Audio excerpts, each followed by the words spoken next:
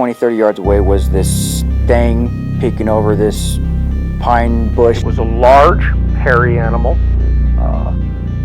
dark brown, black hair. All of a sudden, this creature let out I want to call it a blood-curdling, growling, howling scream. That's when I realized it wasn't my friend that had snuck up on me.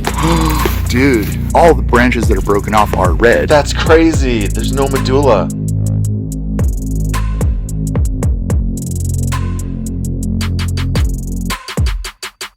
Hey, it's Mateo. Welcome back. Right now, I'm actually in the area where I had my first encounter that, messed me up for a while. It actually happened just right over there, nearby a road. And that's why I'm here. That's why we're all here, trying to learn more, trying to understand, and see what the truth reveals. But for this week, let me get my paper out. Let's look at what's going on new with Modern Explorer. As you know, in the last video, we made it into an LLC so that we could do more and generate more revenue to keep staying out here, to keep working out here in the field, and a lot more stuff that goes along with it. And quite frankly, starting a business or any organization takes a lot of work, and it's been tough, but one step at a time, and this is the next step. So basically what we're doing is we'll be offering merchandise. And right now what I have for sure on the agenda is mugs and stickers. And as you can see here, I do have a shirt that we're playing around with samples. But I need to find a way to source them that they're not so expensive right now, because they're kind of expensive. So trying to get that and then try to resell it for even more to make a profit for the business and this organization is going to be a little tough. So I'm still looking for that, and I don't want to just sell the cheapest thing I can find. I want to sell something that I can feel comfortable with. So hopefully you guys can too. Maybe I end up just having different options or pre-ordering or something. But I'll get your guys' opinion on that, hopefully in this video, tell me what you guys think about my merchandise. And I do eventually want to go into maybe more things that might be Sasquatch related, more functional type stuff, maybe, survival kits. So when you're out in the forest, you have something with you to be prepared in case something bad happens. Type of North American hominid or Bigfoot kits that'll actually help you out there to identify things, to take castings, etc.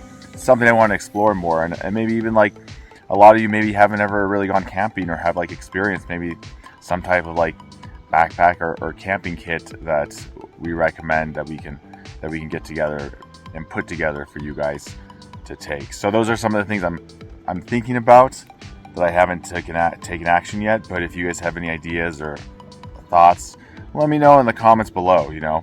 What would be something that you're looking for that's hard to get, or a bundle of something that would help you when you go out to look for evidence of Sasquatch or these interactions.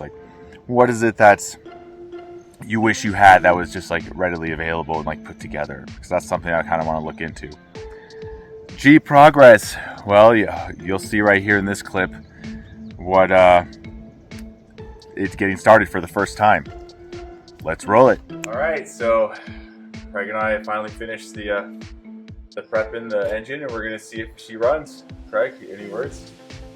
Cross your fingers. Let's hope it sounds good. Hope to die then. Here we go.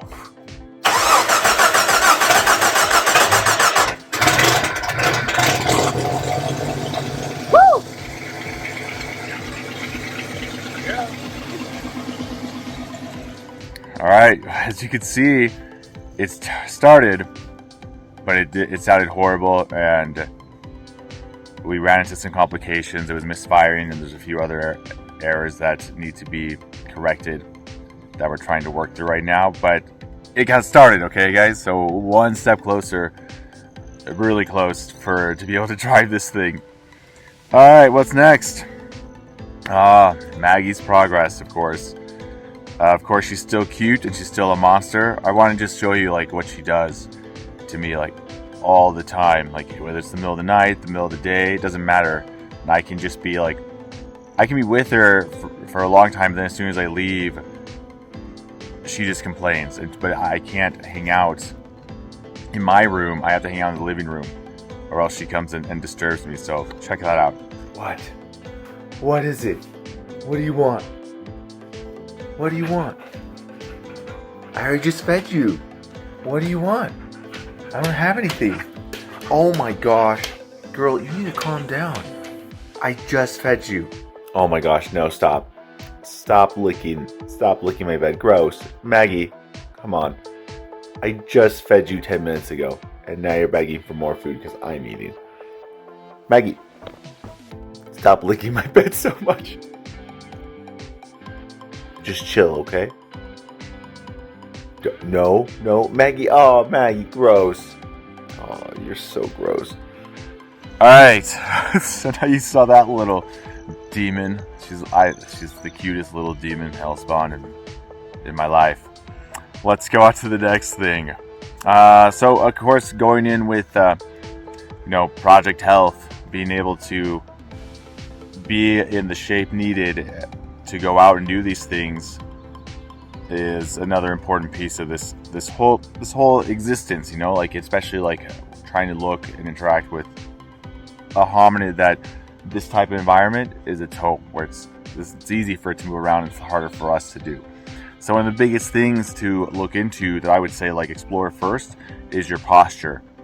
And you'll see like in this little B-roll here that one of the fundamentals of your posture should be just standing up, having your ears over your shoulders, and your shoulders over your hips, and your hips over your knees, and the knees over the ankle. That's where the weight should be distributed on your heel basically, and you should be able to like wiggle your toes at the front of your foot easily because there's no weight on it, and that should be your natural like posture state when just standing up, and that hopefully should help you in understanding like where your weight position should be when you're moving. And of course, if your posture isn't good and you have underdeveloped muscles in certain areas, when you do try this, it's gonna be tough. It's gonna feel weird and awkward.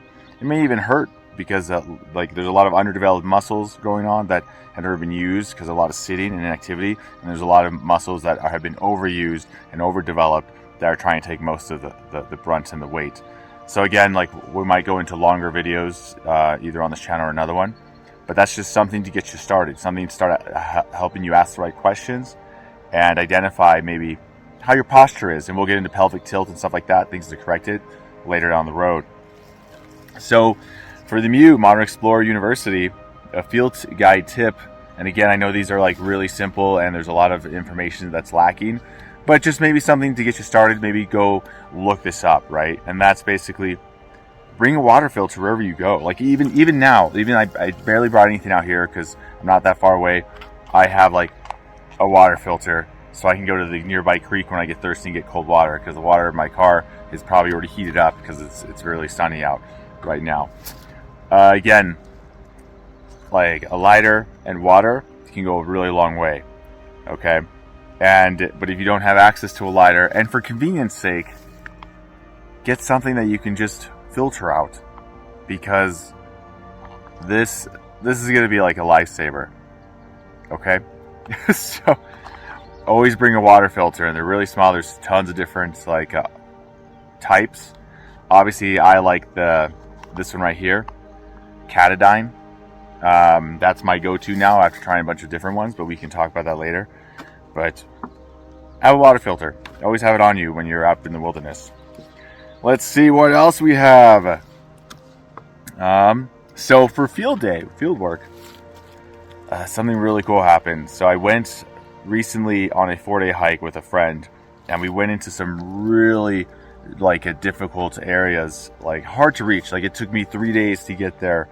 The first time with the main pack on with no trail, and I actually had to build a bushcraft trail up there. And you may have seen other videos, but some of the areas are up there where I'm finding some weird manipulation of the environment, like these stick breaks and and so on. But on this occasion, this was crazy. Like, we actually went up there, and a lot of bear tracks, a lot of activity. It's a really nice area, a lot of water, a lot of rain. But we found massive tracks, at least like 16 to 18 inches long. And in fact, one of my friend who came with me, he's huge. He's like 6'5", just a huge, massive, like powerful person. And he had like 14-inch print, like shoes on. And you'll see like some of them like were like you'll see that some of them were bigger, and wider and deeper. We also got a little like a primal up there, when you're out there for a long time, just running around, you kind of just like become one with nature, as you saw.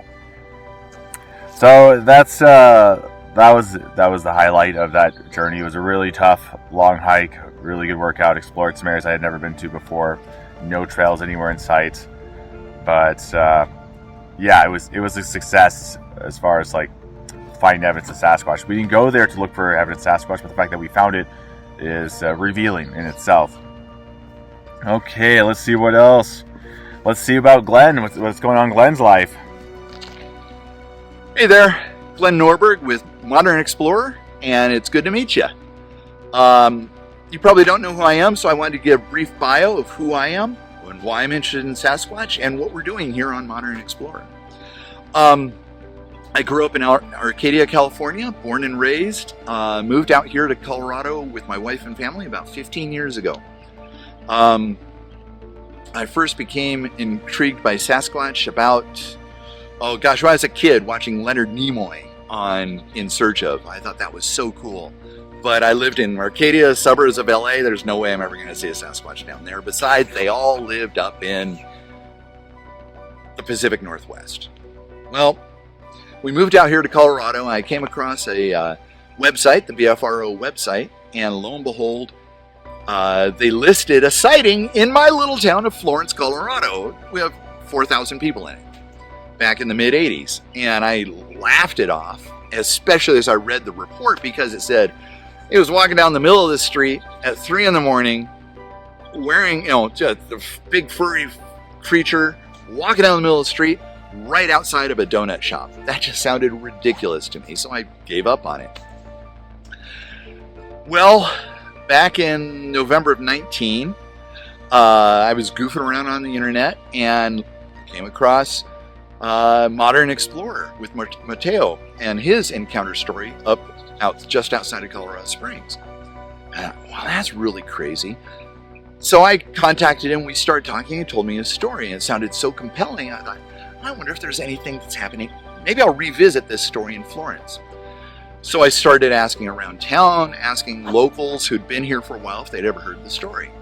And since then, I've gotten 5 distinct and separate encounter stories in the city of Florence. Go figure. Not only that, I've gotten stories from Highway 115, 3 crossing stories on Highway 115. I'm getting them 360 degrees around us. Highway 115, Beaver Creek, Phantom Canyon, lots of stuff going on. Shelf Road, Highway 9, Tallahassee Road, going out Highway 50, Cotopaxi and Salida area. Coming back down Highway 50 to Tunnel Drive. That's an interesting story. Multiples there. Temple Canyon, again, multiples there. Grape Creek, the Wet Mountains in general. Florence Mountain Park, Highway 67, Oak Creek Grade, forgot about that one. Out heading towards Pueblo and the plains of Pueblo. And down here on the river, in fact, at the Pueblo Reservoir, that's where I found some weird stuff. And back down onto Highway 50 coming into Canyon. All around us, I've gotten stories.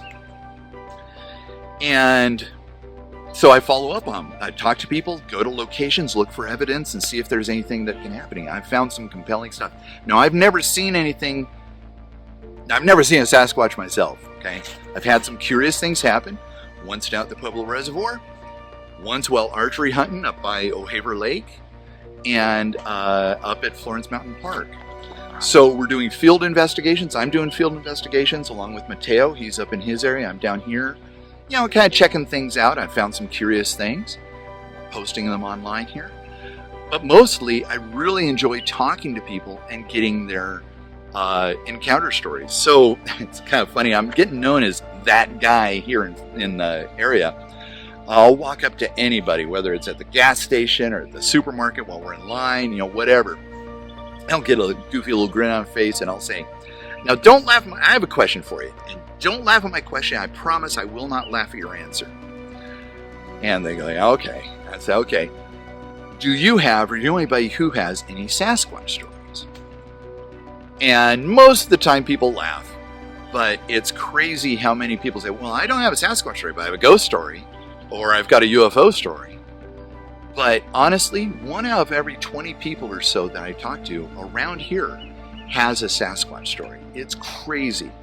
They'll tell me their stories. I've got lists and phone numbers and names and contact information that I have to follow up on. Doing videos takes a lot of time and effort to coordinate, to go on site, because I love going on site and saying, see that tree over there? It was standing next to that tree and it was thus tall, and you know, actually getting a sense of scale so that you guys can see what's going on around us here. So that's just kind of my role in Modern Explorer, and I hope you're following us, and I look forward to showing you what we see and hopefully maybe even meeting you sometime. Thank you. All right, now let's hear what's going on with Glenn and his field work. Good morning. It is July 12th, about 6:30 in the morning. I'm going to do a little fishing down by Hurricane Tree 5 and 6. Kind of in an area of interest. I haven't been down here for quite a long while. And I'll see what I see. If I see anything cool, I will let you know. Okay, so here's Hurricane Tree 5, I think it's the number. And some of those branches up there are freshly broken. Some are old breaks from a couple of years back, but some are fresh for this year, I think. Let's go check it out. If there's anything different, a lot of this looks to be the same breaks, but I shall see. Set all my junk down and do a little wax.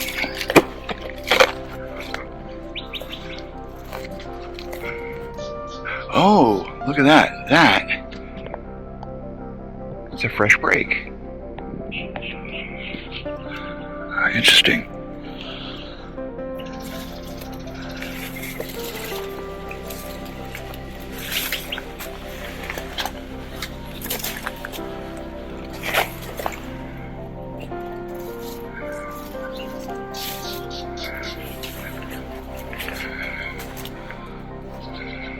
Look at all that. Those are fresh breaks of branches, because that's green right there. So I gotta go explore it. The pathway up is this tree. Once again, these branches are broken off. So the pathway up is this tree. That's an old break. I'm gonna go up there. I think there's a brand new break up there. Okay, so I just climbed up. I was concerned that these were not new breaks, but they are, because the branch has fresh leaves on it. This is like freshly broken. That's that branch right, that wee one right here. That wee one right there. That's interesting. But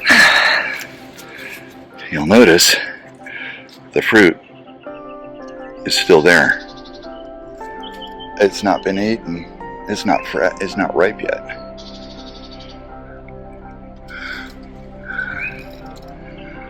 But something has climbed up this tree again, and broken the red branches and created this mess. Some of these are last year's. Those are old dead twigs.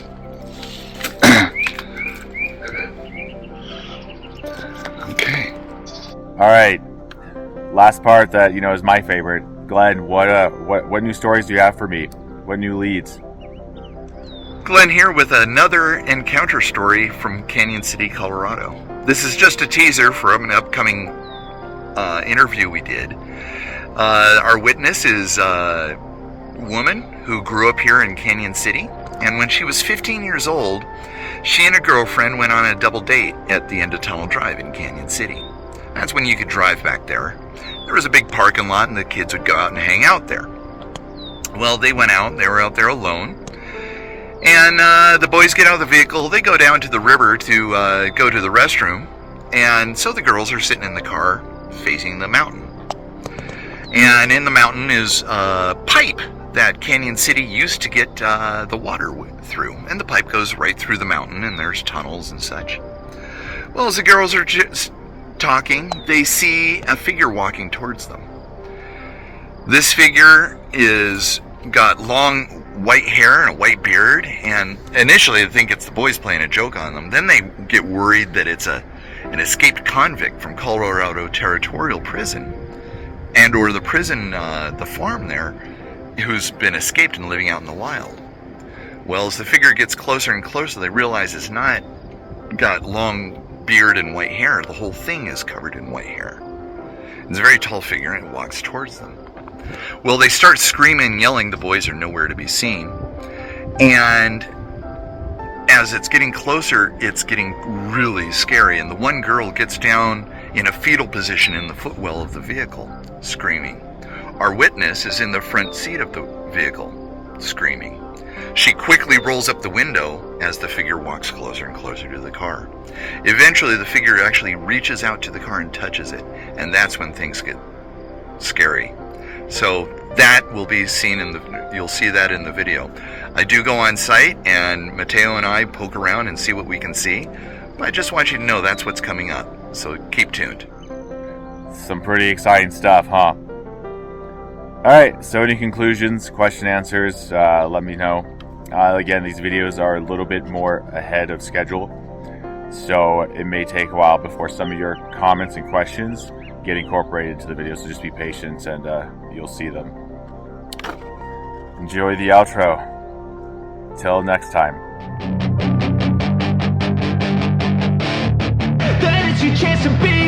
Hey kid, don't ever let them get inside your head. They'll tell you what to do in life instead of everything you know that you could get.